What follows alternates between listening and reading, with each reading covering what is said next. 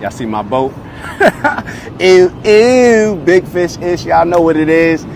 Happy Friday. We're going to get straight to it. This is not a Just Spoke with God. We're going back a little bit, giving y'all some big fish game. As you all know, I love sales. I love everything about sales, learning how to influence people, learning how to communicate with people in an effective manner.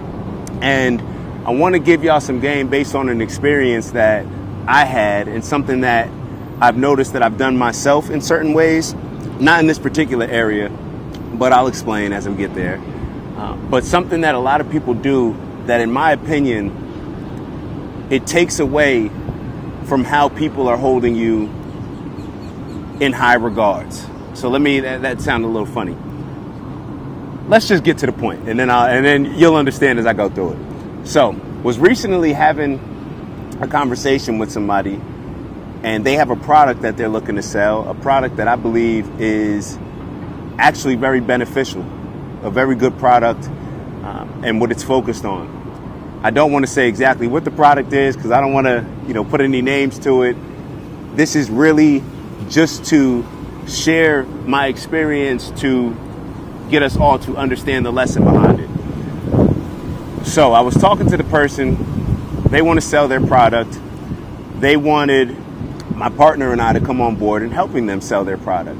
Now, when we sell somebody's product, we always take on a retainer. We always take on a retainer because that is based on the experience that, I've had in the past, seen other people before. When there's no retainer involved and it's just like, oh no, well, whatever you guys sell, you can get this percentage. Don't worry, we don't need to pay you anything up front. There's not a commitment from either way. The commitment is not as strong either way.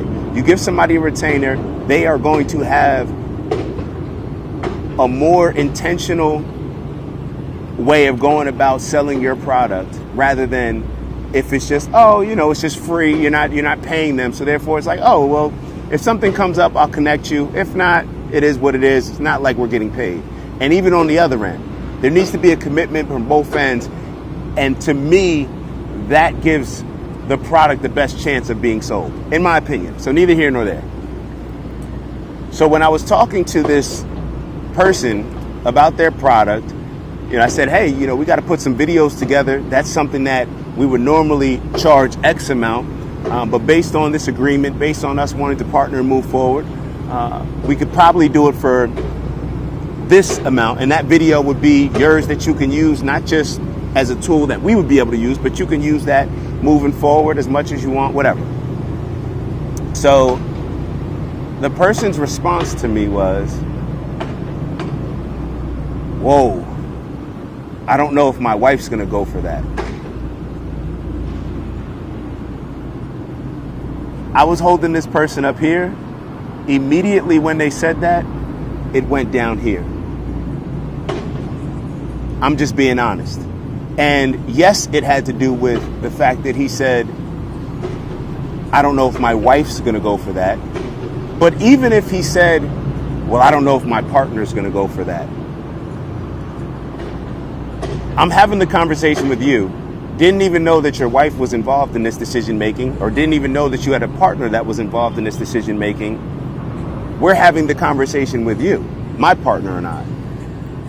So therefore, as soon as money is involved that is minimal in my mind, based on what the person will be getting in return, even if it wasn't minimal, as soon as you say, oh, I need to check with somebody else, or I don't know if they're going to go for that, we're humans.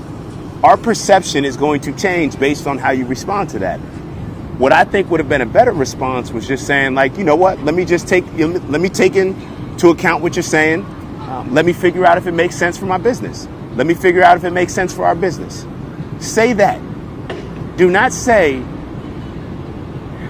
I don't know if my wife is going to go for that. It literally, and this is a high ticket item, this product that is being sold. And this product is designed to help people maximize their potential, really take things to the next level. So if in my mind, I believe in your product and I believe that you have something that can help take people to the next level You have a successful product. I'm looking at all your testimonials. It seems like it's a very good product.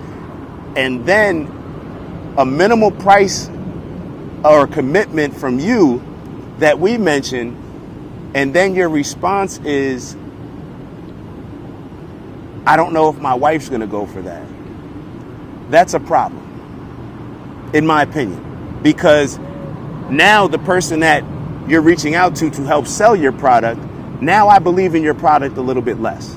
For one, it shows that you don't have a certain amount of money to commit and invest, and you don't need to tell people that. Even if you don't want to invest, and even if you don't even have the money, you don't need to let other people know that. You want people to hold your product in high regards. The people that are selling it, maybe most importantly. And then obviously the people that they're selling it to, your clients. And when this is compromised by you saying, oh, I need to go check with somebody, immediately I'm like, oh, this isn't even the guy. Like, well, why aren't we talking to the person who you need to check with? Why are we even having this conversation with you?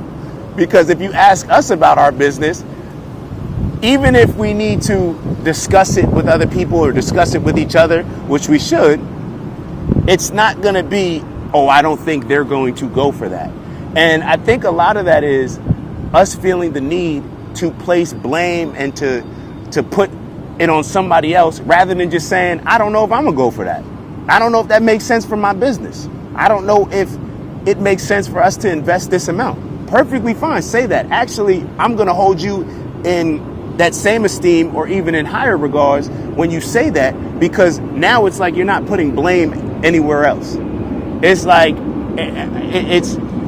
I hope I'm explaining it right. I want to be very clear. It is because you mentioned, I don't know if my wife's going to go for that. A man having a conversation about their business, at least as it was, my perception of it was their business. If I knew that your wife was involved, then obviously, we could have had her on the conversation, would have loved to have the conversation with her. But it just comes across in a way where the people that you need to sell your product to, the people that are selling your sales team, yes, the organization needs to sell their product to the sales team. So the sales team can sell it to your potential clients, your target market. So therefore, when you say that you need to put off something to somebody else, it's almost as if when I used to sell medical device products,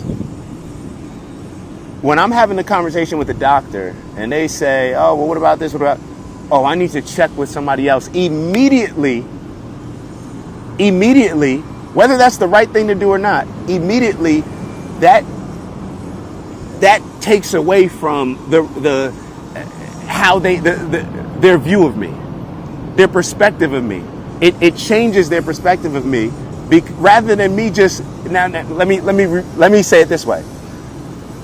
Now let's look at this example. If the doctor asked me and I said no, that's totally no, we can move forward with that, or let me check. I'm not sure if that's going to. Yeah, no, but